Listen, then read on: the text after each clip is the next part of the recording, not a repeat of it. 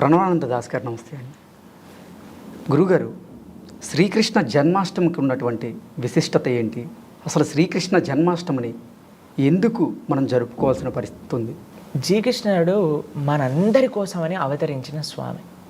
భగవంతుడి యొక్క అవతారానికి ఉండే రహస్యం ఏంటో ఒక చిన్న విషయం చెప్తాను మీకు ఒకసారి. గురుగారు, ఒకసారి అక్బర్ బీర్బల్ దగ్గరకు వచ్చి అడుగుతారనమాట, అయ్యా మీ దేవుడు చాలా అవతారాలు స్వీకరిస్తూ ఉంటారట కదా, దీనికి ఏంటి అంతరార్థం? ఎందుకు ఆయన అక్కడే ఉండి అన్ని పనులు చేయొచ్చు కదా, ఎందుకు అవతార రూపంలో మరలా అవతరిస్తూ ఉంటారు? మనకి తెలుసు, మనకి ఎన్నో స్వామి దశావతార రూపంలో మనకి ముఖ్యంగా తెలిసిన అవతారాలు ఉంటాయన్నమాట. అప్పుడు బీర్బల్ అన్నారు, రేపు ప్రొద్దున నువ్వు నదీ తీరానికి రండి, మేము చెప్తాను ఎందుకు మా స్వామి అన్నిసార్లు అవతరిస్తారో అనే విషయాన్ని చెప్తాను అని అన్నారనమాట.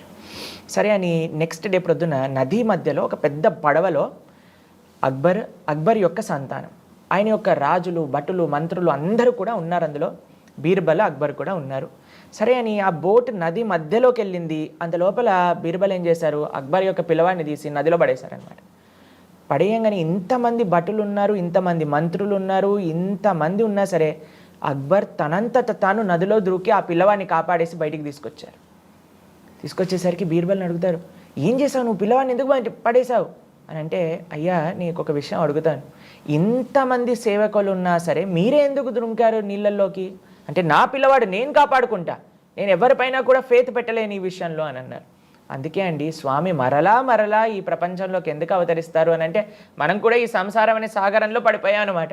మనల్ని బయటికి తీసి కాపాడడానికి భగవంతుడు మరలా అవతరిస్తూ ఉంటారు. ఆయనే సంరక్షించాలి, ఎందుకంటే మనందరం కూడా భగవంతుడి యొక్క సంతానం కాబట్టి.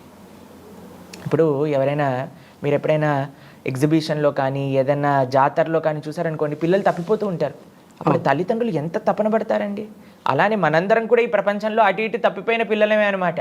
కాబట్టి స్వామి మరలా అవతరిస్తూ మనల్ని ఎలా సంరక్షించాలి, తన లీలలు చేసి మన మనస్సుని తన పైన ఎలా లగ్నం చేయించుకోవాలి అని ప్రయత్నిస్తూ ఉంటారు.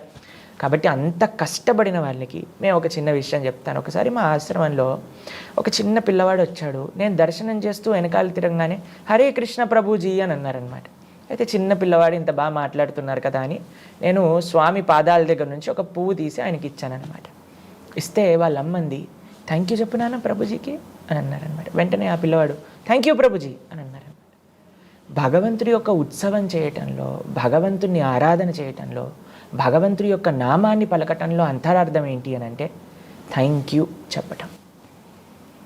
ఆయన మన కోసం అంత కష్టపడినందుకు ఆయనకి మనం థ్యాంక్ యూ చెప్పటం అనమాట. ఇప్పుడు చూడండి, మనకు ఒక నచ్చిన వాళ్ళు ఉన్నారనుకోండి, వాళ్ళ బర్త్డే మనం సెలబ్రేట్ చేస్తాం కదండి. మన పిల్లలదో, భార్య, భర్త, తల్లిదండ్రులు ఎవరిదైనా సరే ఘనంగా చేసుకోవాలి అని అనుకుంటా. ఎందుకు? వాళ్ళు చేసిన ఉపకారం, వాళ్ళపైన మనకుండే ప్రేమ. కాబట్టి మనకి కూడా భగవంతుడి పైన ఉండే ప్రేమని ఎలా వ్యక్తపరచాలి అని అంటే, స్వామి యొక్క ఉత్సవాలు ఏవైతే రామనవమి, జన్మాష్టమి ఇవన్నీ వస్తాయో వాటిని ఘనంగా మనం సెలబ్రేట్ చేసుకోవటం అన్నమాట. ఈ విధంగా మనం కృష్ణాష్టమి చేసుకుంటాం అన్నమాట. స్వామికి కృతజ్ఞత తెలుపుతూ స్వామిని ఆరాధన చేసుకుంటాం. గురువుగారు, అసలు ఈ కృష్ణాష్టమిని ఎలా జరుపుకోవాలి? ఏ భగవంతుడి యొక్క పండుగ అయినా సరే కొన్ని నియమాలు ఉన్నాయి. ఈ విధంగా మనం జన్మాష్టమి, రాధాష్టమి, రామనవమి, నరసింహ చతుర్దశి ఎలా చేసుకోవాలి అని అంటే, ముందు మన సనాతన వైదిక సాంప్రదాయంలో అండి జనరల్గా సెలబ్రేషన్ అంటే ఫుల్ ఇంద్రియాలని మొత్తం కూడా భౌతికమైన విషయాలలో నింపేస్తూ పాశ్చాత్య దేశస్తులు అలా సెలబ్రేట్ చేసుకుంటారనమాట. కానీ మన సనాతన సంస్కృతి ఏదైనా ఉత్సవం అని అంటే దాంట్లో ఒక చిన్న త్యాగానికి సంబంధించిన ఎలిమెంట్ కూడా ఉంటుంది. జన్మాష్టమిలో మనం ఉపవాసం చేస్తామన్నమాట. ఏ వ్రతం చేసినా, నోము చేసుకున్నా మనం ఉపవాసం చేస్తామన్నమాట. ఉపవాసం చేస్తూ తర్వాత అన్నిటికంటే ముఖ్యమైనది ఏంటి జన్మాష్టమిలో చేయాల్సింది అంటే భగవంతుడి యొక్క ఆరాధన. ఏ విధంగా అంటే, చిన్ని కృష్ణుడిని చక్కగా మీరు ఇంట్లో ఆలయంలో ఏదైతే పూజా మందిరంలో ఉందో అక్కడ నిలుపుకొలుకొని చక్కగా కృష్ణుడి యొక్క అడుగులు వేస్తాం. తెలుగు వాళ్ళందరికీ ఆ ఆచారం ఉంటుంది. భగవంతుడి యొక్క అడుగులు వేసి ఎన్ని వీలైనంత నైవేద్యాలు మనం సమర్పణ చేయాలి ఆ రోజు భగవంతుడికి అనమాట. ముఖ్యంగా వెన్న, దాంతోపాటు పాలతో చేసినవన్నీ కూడా కృష్ణుడికి చాలా ఇష్టం అనమాట. అవన్నీ కూడా వెన్న, నెయ్యి, పెరుగు, పాలు, ఈ పదార్థాలన్నింటినీ కూడా భగవంతుడికి తులసి, ప్రతి ఒక్క ద్రవ్యం పైన తులసి నుంచి భగవంతుడికి నివేదన చేయటం, అలానే అభిషేకం చేయటం, అర్చన చేసుకోవటం, ఈ విధంగా మనం జన్మాష్టమి చేసుకోవాలన్నమాట. అలానే వీలున్న వాళ్ళందరూ తప్పకుండా ఆలయానికి వెళ్ళి, కృష్ణ ఆలయానికి వెళ్ళి అక్కడ దర్శనం చేసుకొని అక్కడ ఉత్సవాలు కూడా రాత్రి మధ్యరాత్రి వరకు కూడా జరుగుతాయి. ఎందుకంటే స్వామి మధ్యరాత్రి అవతరించారు కాబట్టి అప్పటి వరకు కూడా మనం జాగరణతో ఉపవాసంతో చక్కగా కృష్ణాష్టమి జరుపుకోవాలి. ఓకే గురుగారు, ఇక్కడ ఉపవాసం అంటే కొంతమంది ఏమో దేవుడికి దగ్గరగా ఉండడం అని సనాతన ధర్మాన్ని పాటించే వాళ్ళు కొంతమంది చెప్తారు. ఉపవాసం అంటే అన్నం తినకుండా ఉండడం, సాత్విక ఆహారాన్ని తీసుకోవడం అని కొంతమంది చెప్తారు. అసలు ఉపవాసం అంటే మన సనాతన ధర్మం ఏం చెప్తుంది గురుగారు? ఉపవాసం అని అంటే దగ్గరగా ఉండుట. ఉప అంటే దగ్గరగా, వాసం అంటే ఉండటం. ఇది ఉపవాసాన్ని యొక్క అన్నిటికంటే ముఖ్యమైన ప్రయోజనం.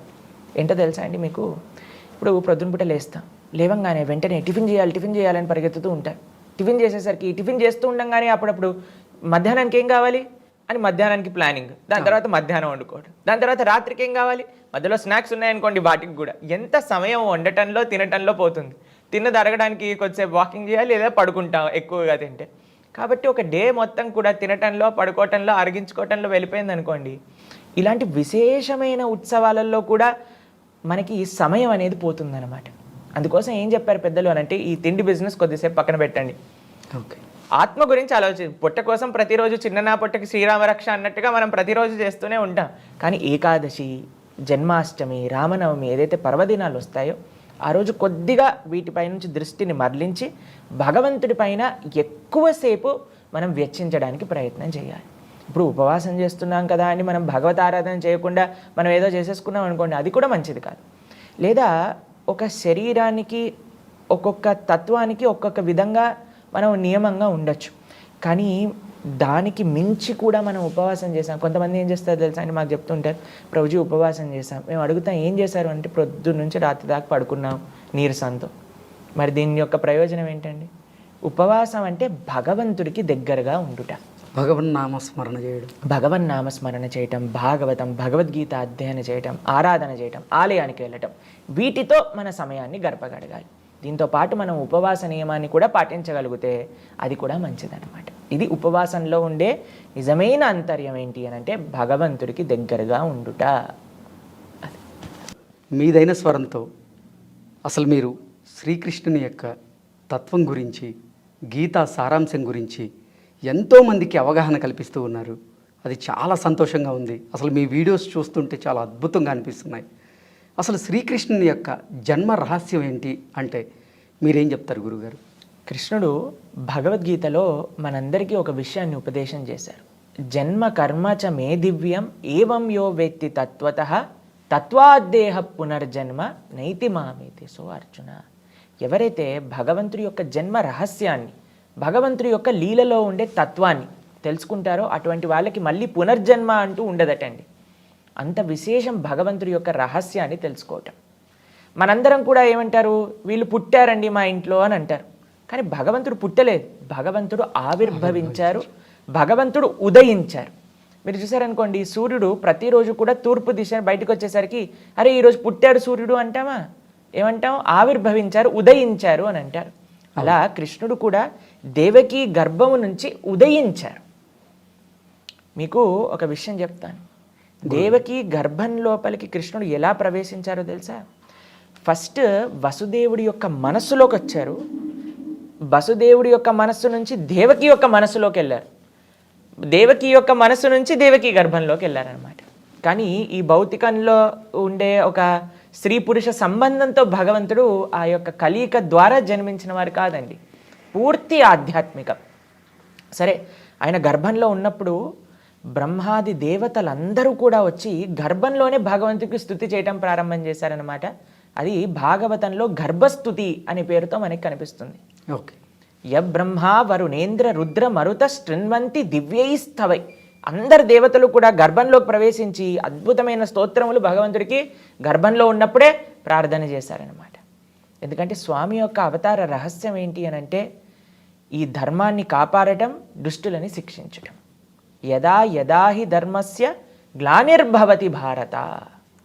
కాబట్టి భూమిదేవి వెళ్ళి బ్రహ్మగారికి ప్రార్థన చేస్తుంది, అయ్యా ఈ భూమిపైన అధర్మం చాలా పెరిగిపోయింది, ఎలాగైనా సరే ఆ స్వామిని అవతరింపజేయండి అని అడుగుతుంది అనమాట. మీకు ఒక చిన్న ఉదాహరణ చెప్తాను. ఒక భార్యాభర్తలు ఇద్దరికి పెళ్ళయింది. భర్త పని చేయడానికి అమెరికాకి వెళ్ళాడు అనుకోండి, చాలా కాలంకి ఇంటికి తిరిగి రాకపోయారనుకోండి, కొద్దిగా బాధేస్తుంది. ఎప్పుడు వస్తాడు మా హస్బెండ్ అని వెయిట్ చేస్తూ ఉంటారు. అలా భూమిదేవి ఎప్పుడు వెయిట్ చేస్తూ ఉంటుందన్నమాట, స్వామి ఎప్పుడు అవతరిస్తారు తన యొక్క లోకంలో అని. ఎందుకంటే భూమిదేవి భగవంతుడి యొక్క భార్య. అయితే ఆవిడ ఎప్పుడు కూడా అనుకుంటుంది ఎప్పుడు అవతరిస్తారు అని. అందుకే మరలా ఆవిడ వెళ్ళి ప్రార్థన చేయటం, భగవంతుడు ఆవిడ కోసం అవతరిస్తూ ఉండటం అనమాట ఈ ప్రపంచంలో. త్రేతాయుగంలో రాముడిగా, ద్వాపర యుగంలో కృష్ణుడిగా, అలా మరలా అవతారాలన్నీ స్వీకరిస్తూ ఆయన లీలలు చేస్తూ ఉంటారు. అయితే భూమిదేవికి చాలా కష్టం వచ్చిందనమాట. ఏంటి ఆ కష్టం అంటే అండి, మనం ఎంత పెద్ద బిల్డింగ్లు కట్టినా, ఎంత భూమి లోపలికి తవ్వినా సరే ఆవిడికి ఏం బాధ అవ్వదండి. భూమిదేవి యొక్క బాధ ఏంటి అని అంటే, ఎప్పుడైతే మానవుడు ధర్మాన్ని వదిలేసి అధర్మాన్ని ఆచరిస్తారో అది ఆవిడికి బాధ. మనం ఒక 100 ఫ్లోర్లు బిల్డింగ్ కట్టినా సరే ఆవిడికి భారం అనిపించదు. కానీ అధర్మ మార్గంలో నడుస్తున్న ఒక చిన్న జీవుడైనా సరే ఆవిడికి చాలా భారం అనిపిస్తుంది అనమాట. కాబట్టి ఈ భారాన్ని తొలగించి మంచిగా అందరినీ కూడా సంరక్షించి మంచి మార్గంలో పెట్టడానికి కృష్ణుడి యొక్క అవతారం. ఈ అవతారంలో అండి, మీరు ఎప్పుడైనా చిన్న పిల్లవాడు పుట్టేటప్పుడు చూసారా ఏం చేస్తారు?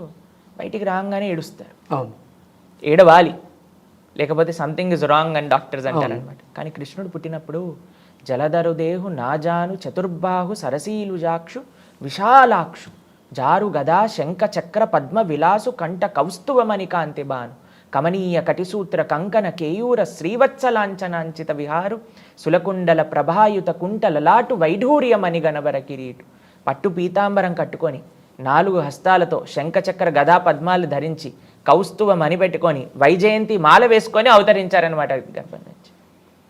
కాబట్టి ఇది సామాన్యమైన మానవ జన్మ కాదు, ఇది సాక్షాత్తుగా భగవత్ అవతారము అని అంటారు. పుట్టంగానే అమ్మ నీ పేరు ఇది, నాన్నగారు మీరు మీ పూర్వజన్మలో మీరు ఇలా ఉన్నారు, నా కోసం ప్రార్థన చేసి నన్ను శిశువుగా కోరుకున్నారు కాబట్టి నేను మీకు అవతరించా అని చెప్పారు. ఎవరేం చెప్తారా అండి మానవుడు ఇలా?